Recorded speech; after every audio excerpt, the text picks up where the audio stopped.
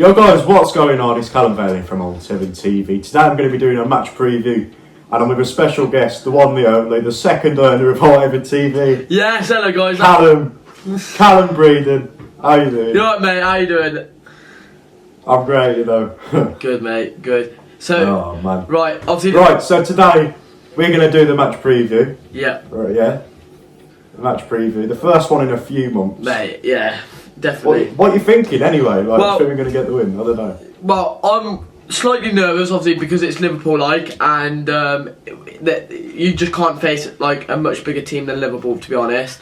But yeah, I am confident because obviously we've got we've got a new team now. Like, if it was last year, then I'd be like, yeah, let's just look forward to the week after. But absolutely, yeah. But I generally feel like it. Like, when we was against Man City, the first half, we completely, like, we knew what they was doing, we knew how to play against them. Obviously, it was just that little 2-minute mistake we had in the second half. We just run out of steam, didn't we, really? Yeah, exactly. We've done it all the time, haven't we? Yeah, took the lead against Arsenal, Tottenham, second half, ran out of steam. Yeah.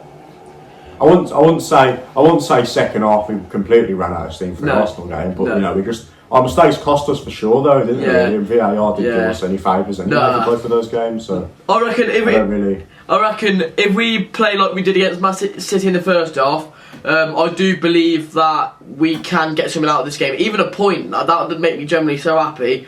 But all this like allegation at the moment, like them trying to pull out the Carabao Cup, do it. Like, they'll work in favour of us, but you have us. Nah, can you imagine? Yes. Can you imagine if the Wolves fans were like, you didn't win the Carabao Cup because Liverpool pulled out?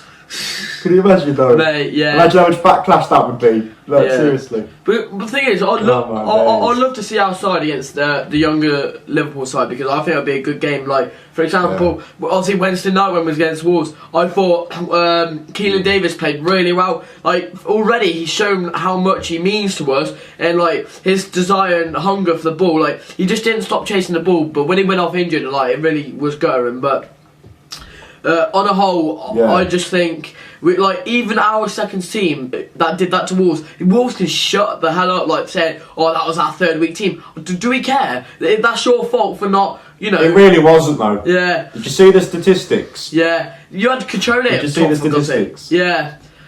I need to show it in this video. I need to show it. Sure. Like, I need to show it. Like, on a whole level, it's just. Wolves, they do all the talking and that, but like we do the football in it. It's just like, don't get me wrong, Wolves, they can be an alright side, but not when they come up like against us. Like, we've got a totally new team now, and we can prove that we will stay up in this division. Already we've proven that we can play against Tottenham and Arsenal. It's just that we need to develop our second half much better, because if we can play much better in the second half, then we'll be fine. So. Yeah, we always seem to do one or the other, don't we? Yeah. It's just like you said, if we finished all our games in the first half, we'd be up in the top half of the table. Like. Oh yeah, for sure. Yeah, it's just for sure. But right, here's a question. Yeah. Here's a question. Right, would you start either Douglas Luiz or Villan? I reckon Douglas Luiz should be. I'm gonna get hate for this. Douglas Luiz should be a substitute because, I feel like I don't know, because they're two complete different players. Like Conor Hourihane, he's more like a defensive kind of player. Then with Luiz, he likes to attack. Like he's got something about him that I really like. Yeah. Personally, experience-wise, Conor Hourihane, but just to have that good finish, I'd say Luiz. But it is really such a difficult one. If I had to choose, I'd say Luiz. I really would say Luiz, just because. Yeah, the only one thing I'd say, the only thing that's sticking to my head was Douglas Luiz controlling that game on Wednesday. Every single time we had the ball, he was so confident on it, and he just carried it forward. That's the only thing I remember, because make no mistake, the first half was fucking boring. Okay, it really was. It really was. Until Ozzy got the goal, it was a sigh of relief. That game was absolutely awful. It was the worst game of football I've seen in a long time by both sides. proper Sunday League game it was. Yeah, to be fair, we did have really good possession. Like, give it to the boys. We did have like majority of the ball and all that, so that's really good. With Luis, the second half, I don't know what he was doing, but I do remember during the second half, he just, when obviously we was on the counter attack, he just booted the ball in the air. I was like, mate, don't do that. Keep it on the floor. Play it. Look out. I was watching Trezeguet like mostly on the in the game, and how much space he had on that left. He just wanted the ball. Like he just, you know, he's got something about him that he will just run at you, and you just can't stop that. So, but no. But when McGinn came on, that was class. That was. He just came in and crunched for the tackle. Yeah. Yeah, what if Grealish is on the bench? Because I know Dean Smith has said that he's okay to start. Yeah. So if that was the case for me, I'd play Hurahan, Louise, McGinn. Yeah. And then put Lansbury on as a substitute. Yeah. But if he's starting as a whole, I'd say I'd play Louise. Yeah.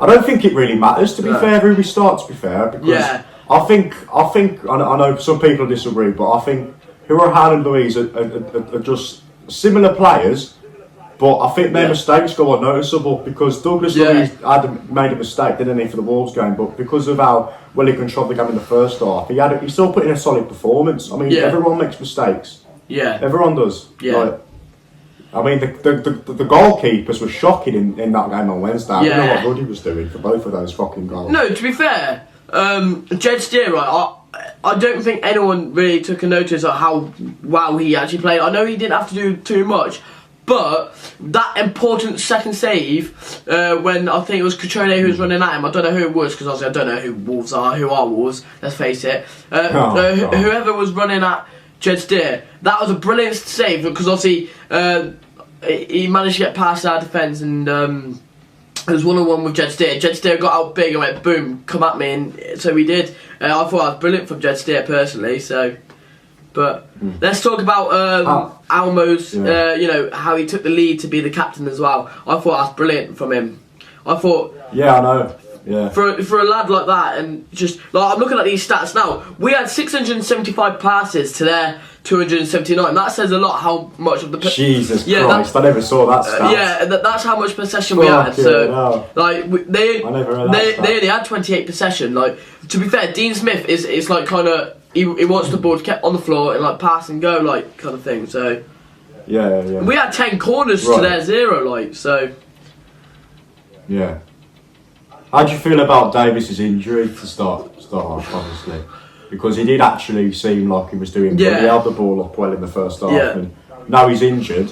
Like, does that mess up our plans of having maybe that second striker, really? Because, say for instance, right, we run out of steam, we go into the second half, we draw in, right, go into second half, we need to at least put Davis up top with Wesley, don't we, really? Yeah. I mean, there's not really that much difference. Right, if we don't play Grealish, right, there's not that much difference, really, because I think Trezeguet put in a good performance. Let's just say he doesn't start, let's say he's on the bench.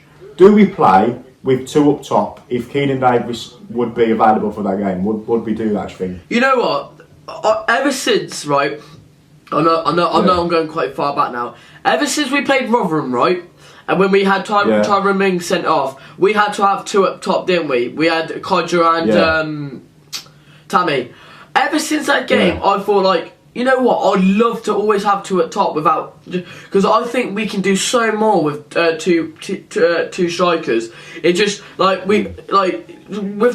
we had Wesley and Davis supporting each other, that would just be class. Imagine those 2 at top. But then it's either one or the other, though, isn't it? Really? There's always a centre mid or a striker. What would you go for?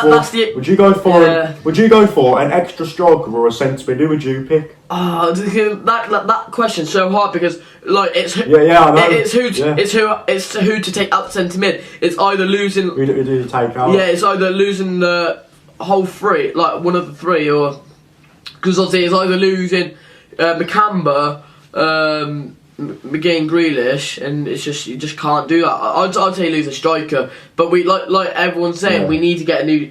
I'd hate to say it, but I don't want to buy a new striker in the next transfer. I think we need to give Wes. Who do you take out though? That's the thing. I mean, we're going to play we need to play 2 up top. Yeah. But there's no one to take out the midfield to go up top. Yeah. So like, right, one way or another, right, say for instance, we had 3 midfielders, Yeah. We had Wesley up top, that's it. Yeah. But if we had another striker up there, it's okay getting one, but where the fuck's it going to play? Yeah. You know what I mean? Yeah. Because who do you take out the midfield for then another striker to go up top? Because you can't drop Wesley. Okay, you probably can drop Wesley, but his stats are the same as Salah's. Yeah. Aren't they really like... He hasn't really done that much wrong. Yeah, he's lazy, but Codger was lazy. Yeah. Benteke was greedy. Yeah. Codger's still greedy. Yeah. Codger's a greedy bastard as it is. Yeah. Like, and I think the people slating them don't realise that we had Bosco Balaban, we had fucking Libor Kozak, Nicholas Alanius, Jordan Bowery, like all of these absolute shitters though. Really, I mean, like he ain't fucking that bad. No. Like, you know what I mean? Yeah. He ain't that bad at all. No. So. Talking about our defence, how much has it improved? For me, it's improved massively since last year. It has improved. Like last year, I was like, "What is this defence?" Now we've got the likes of Ty. Right, obviously, I wasn't a fan of Target when he first came in, but then that's when I hadn't seen much of him. But now, like, especially against Norwich, you can tell he's so much better than Neil Taylor as it is because he's attacking, he's getting up there. Oh no, Taylor was shocking on Wednesday, wasn't he? I mean, the one thing that he had going for him was his final pass. That's the only thing. Yeah. I mean, you know that when he runs and goes on the overlap like he used to do, he can't do that anymore. Nah. Just like he just gets the ball, turns back, passes it back to the defence. That's all he does. Yeah, but there's a big difference though, isn't there? Yeah, really? Massive difference. Just. Target's a lot faster, a lot more better at his distribution from his crosses and stuff like that. A lot better at going forward. So Target all day long. Yeah. I love the partnership between Engels and Tyrone Mings. It's just absolutely class. Like it's just with Gilbert is on another level of just class. Like he did take responsibility though for the second goal though, didn't he? That's what I love about him. So. At least he's realising his mistakes, though, isn't it? It's like he's just saying nothing to, just hide it. Yeah, exactly. But so what do you think the score will be? Though? That's the question. I mean, I want to go to end it off.